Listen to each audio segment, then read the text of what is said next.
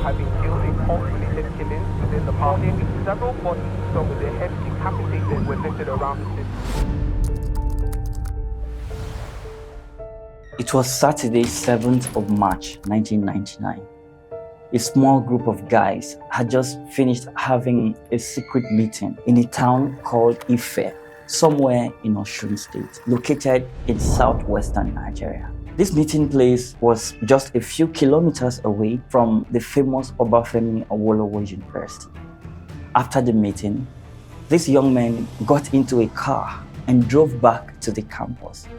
But on their way back, they were overtaken by another car carrying some group of students. And just like that, a journey of few minutes back to campus quickly turned into a race for survival. According to the students in the overtaken vehicle, the group of young men in the car behind them appeared to be cultists who had just finished a secret meeting. Seeing ordinary students overtake their car got them enraged, and they swiftly gave them a hot chase. The students, seeing the cultists in pursuit, raced quickly to a car park of one of the school halls and ran into it for safety. When the Students' Union received information that secret cult members were gathering in a house in the senior staff quarters, they mobilized in response to the incident. On arrival at the address, the Student Union group discovered that the house was officially occupied by a certain man called Mekoma. But behind the house was a boys' quarters, a room housing an unknown danger. When the Student Union group, led by Mr. George Iwelade, broke down the door of the boys' quarters, they found 9 people inside, 8 of whom were students of the university. However, it was what they found with these boys that gave them the shock of their lives. There was a machine gun, a locally manufactured gun, an axe, a dagger, and an infamous black clothing and regalia belonging to one of the most dreaded cults in Nigeria. The university authorities were quickly informed, and the members of this secret cult were handed over to the police. But what happened next would set the tone for one of the most brutal murders in Nigeria's campuses. These young men that were arrested on charges of belonging to a dangerous cult group and possession of deadly murder weapons were taken to court by the Nigerian police to be prosecuted. When the case started before a magistrate court on the 31st of March 1999, there was tension in the air. People feared a conviction of these boys may lead to retaliation from the cult group. Meanwhile, in court, the chief magistrate waited patiently for the police to present their case. However, when the investigating police officer began his case, even the accused were shocked to hear what he was saying. The police told the court that the witnesses could not be located, claiming he was unable to contact the complainants in the case. The students were shocked to hear the police saying this. What would become of them if these cult boys get released? They murmured among themselves. The university refuted the claims of the police, stating that the police had made no effort to get those witnesses. According to the school officials, the police never sent any witness summons to the school administration. Yet, the prosecuting police officer said, quote, "Since all the accused persons denied the allegations against them, and there is no complainant, there is no way the allegations can be proven," end of quote. With that, the trial was concluded in just 2 court appearances, all within 8 days. The chief magistrate had no other option than to discharge and acquit the arrested individuals. But in doing so, he gave a strange order that the submachine gun be sent to the police armorer and all the other exhibits be destroyed. This automatically eliminated all the evidence in this case and made it impossible to reopen it in the future. Following this failed prosecution, the arrested cult members returned to campus and were seen attending lectures again. This gave serious concern to the other students who were now afraid for their lives. Under pressure from these students, the university's authorities moved to suspend the cultists involved by issuing a notice. However, the school authority failed to send the specific students letters informing them of their suspension. 3 months later, in July 1999, the tension that had been building got to a boiling point and all hell broke loose. An organized death squad was unleashed by the cult group, leading to a deadly attack against the students. On the 9th of July 1999, student groups were holding a party at the Obafemi Awolowo University. Unknown to them, the secret cult members were also gathering.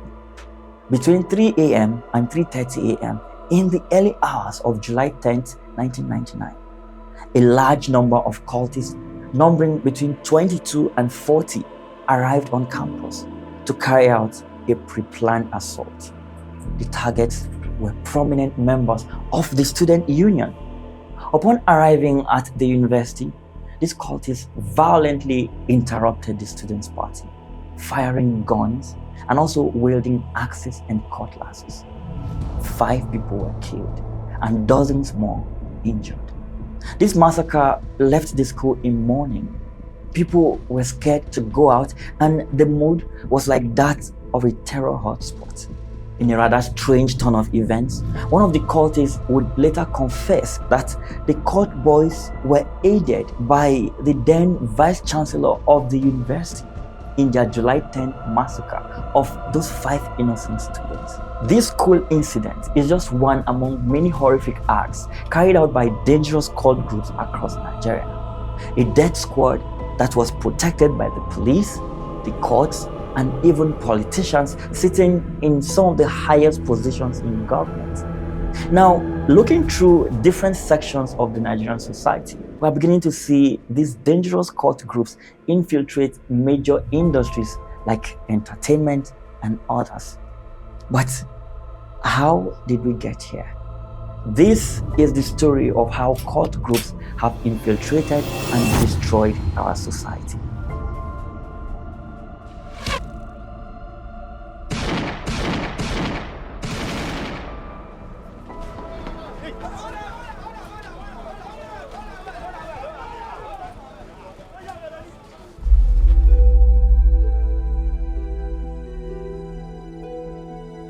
Now, if you go on TikTok and search Nigerian cults, you'll find hundreds of videos of cult groups proudly telling the world who they are and how dangerously they live their lives. You will also find people in the comment section who idolize their lifestyle and plan on joining them when they get to the campus. And then you begin to wonder, how did this all come to be? Well, it wasn't always like this. In 1952, Nigerian Nobel Prize winner Wole Soyinka and a group of 6 friends formed the Pirate Confraternity at the renowned University College, Ibadan, which was at the time part of the University of London. They dubbed themselves the Magnificent Seven. This group was said to have been created as a social organization for promising students. Soyinka and his confraternity peers wanted to differentiate themselves from the conventional establishment and to support social justice and human rights in Nigeria. The organization adopted the motto, "Against all conventions." They used the skull and crossbones as their logo. According to Soyinka, the activities of the group were non-violent dispute resolutions. And for almost 20 years, the Pirates Confraternity was the only fraternity in most Nigerian universities. That was until lawlessness set in and some other fraternities started to spring up, each one with its own ideology. Some even boldly claimed to be fighting injustice. Although Soyinka has tried to distinguish between cults and fraternities that existed then, the tale of how the violence started still originated from within them. A split in the pirates in the late 1960s had led to breakaway students starting other rival societies. Soon enough, Petty rivalries developed between them as they competed for prestige, power, women, and access to corrupt politicians who were hiring cult members to unleash violence against political opponents. The Nigerian military at the time also contributed to the violence, as the military was reportedly accused of funding and arming confraternities to attack and suppress the student protest movement demanding democracy. With no shortage in patronage, the gangs continued to grow, unleashing more and more pain on innocent citizens. To understand the degree of violence I'm talking about, let me show you the activities of these guys. Let's imagine for a second you just got a job offer with a new tech startup in the United Kingdom. The company's HR reaches out to you and says you will need to send in some of your sensitive information for them to create a profile for you. You would also need to pay a processing fee for your traveling documents. So you sell your land in the village, sell your car, your house, and other valuables just so you can raise the money.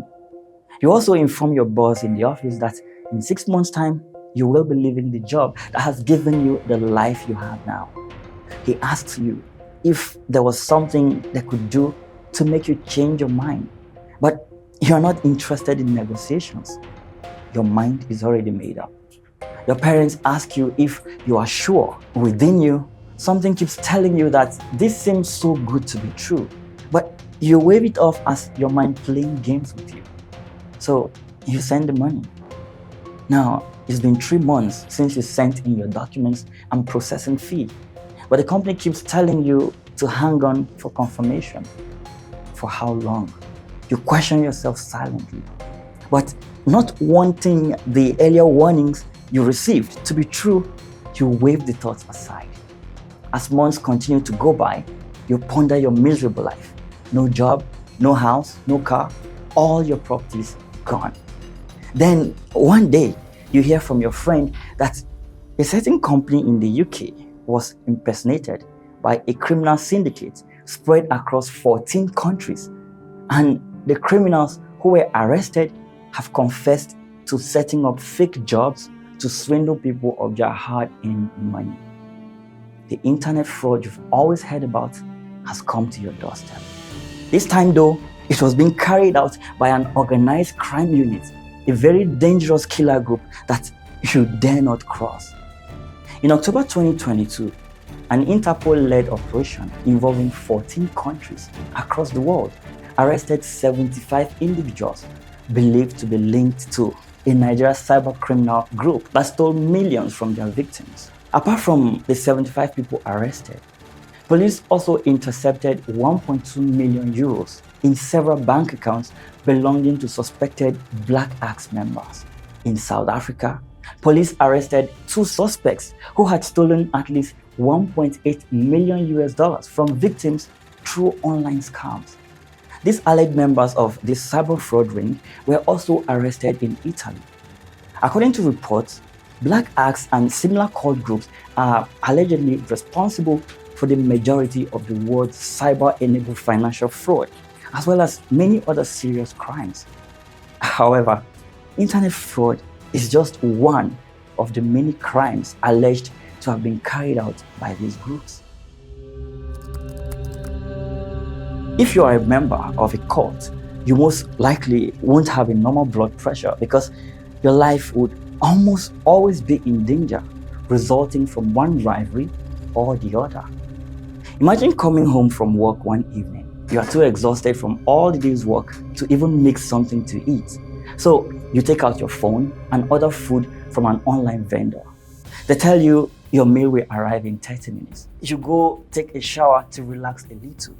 But as you step into the bathroom, you hear a loud bang on your door. Run out, run for your life. Your neighbor cries out to you. And so you flee with only a towel on. But on getting out, you see the lifeless body of your neighbor that had just called out to you just a few seconds ago. He has been butchered, his brain scattered on the floor. You look up and there they are, running towards you with different weapons. This is the life lived by these gangs. When you hear of gang wars, court hate, and revenge killings, innocent people get hurt too. Sometimes an entire street is left to feel the horror of these groups when they are fighting their gang wars. But why the rivalry, you might ask? Well, according to confessions from some ex-court members, rivalries could be for dominance, territorial control, and a whole lot of other reasons. Court groups in universities sometimes fight and kill themselves over relationships with the opposite sex. So, if it is this dangerous to belong to a cult, why do people join it? This is Toby. He is a 21 years old high school dropout. He has been to prison 3 times and has just been arrested for murder. But before he snapped, Toby used to be a very intelligent boy. Toby lost his father and 2 siblings to a fatal road accident when he was just 12. Left to raise the boy alone, the mother gave it her all. But her best was just never good enough, as she couldn't provide him with the high-taste life his father had spoiled him with. With no source of income other than her roadside provision store, Toby's mom had to take him out of school. He was asked to learn a skill that will help them survive. Instead, he took to hanging with bad boys on the streets, as he and his mother clashed severally over his growing disobedience. Toby became the errand boy for these dangerous street boys as they carried out one mischief after another. His first arrest was when they tried to snatch an old lady's purse. His mother came to bail him out, but not before he had spent a few days behind bars. Toby would later get arrested on 2 more occasions for getting into fights and gang-related crimes.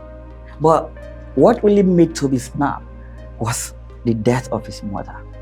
You see, Toby and his gang had gotten into a messy brawl with a known cult group. When the fight got out of control, he and his crew ran for cover. Unknown to Toby, however, one of the cult boys knew his house, and so they went in search of him at home. Seeing that Toby was not home, the boys took turns in violating his poor mother.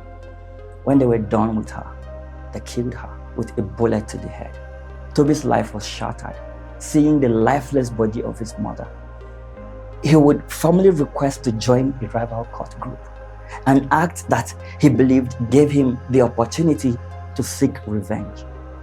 The next 2 years, nothing happened until this very night at a nightclub. The boy suspected to have led the cult group to carry out the gruesome murder of Toby's mother was celebrating his birthday with his fellow cult members when Toby and his gang arrived. One by one, he began to take them out, emptying his fully loaded pistol into the body of his victim.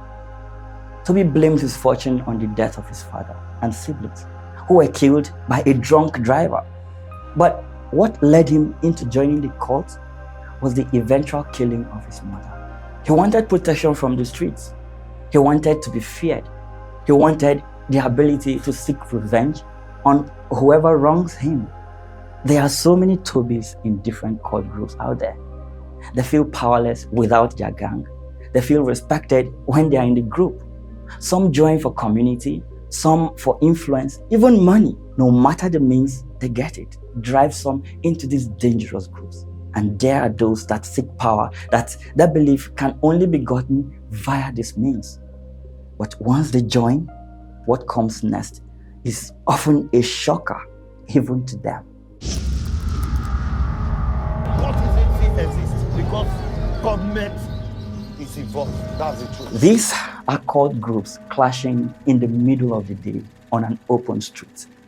They have no fear of people recognizing them. They have no fear of law enforcement officials going after them. I used to wonder why. This was until I stumbled across this clip from a BBC documentary. If you sat me down and say, can you identify people in black house in government? I will identify. Most police, most politicians, most everybody is involved. Nigerian politicians using cult boys to carry out their dirty jobs is no longer news. Nigerian politics is so dangerous that being a good candidate alone can sometimes get you killed. Since these corrupt politicians can only act in the dark, you hear stories of unknown gunmen attacking their political opponents, sometimes setting buildings on fire, cutting away with ballot boxes, and voting materials on election days. Since politicians pay very well for jobs like this, these cult boys always have lucrative deals during election seasons. But the question is, since these cultists do all these killings, kidnapping, and a whole lot of other crimes for power, influence, and money, do they get to enjoy these things when they finally have them? All through the making process of this documentary, I asked myself severally, why am I getting into a topic as sad and dangerous as this? I had to take some time off to reflect on the many stories I've had to go over to get this done. If I, just a creator making video about this, can be this sad about these stories, how much more the victims that are living through the pains inflicted by these dangerous groups? I had a classmate once who was very friendly, always making people laugh back in secondary school. He was a great guy. We were not close, but even from afar, I could tell from how he related with everyone. After our secondary school, we all got into the university and most of us lost touch. But I couldn't control the tears that morning back in the university when I saw pictures of what they had done to his body the previous night. He was butchered and left there like some wild animal. How can a human being do this to his fellow human? When you consider the fact that these dangerous groups are sometimes used by politicians to intimidate their political rivals, you then begin to understand why and how difficult it is to eradicate this menace from our streets. The FBI and some other international law enforcement have declared war on some of these popular cult groups because their activities have gone beyond the shores of Nigeria. From internet fraud to organ harvesting to human trafficking, they have been accused of so many heinous crimes. But how much longer can we endure dealing with bandits, Boko Haram, unknown gunmen, and these known cult groups? Let me know your thoughts in the comment section.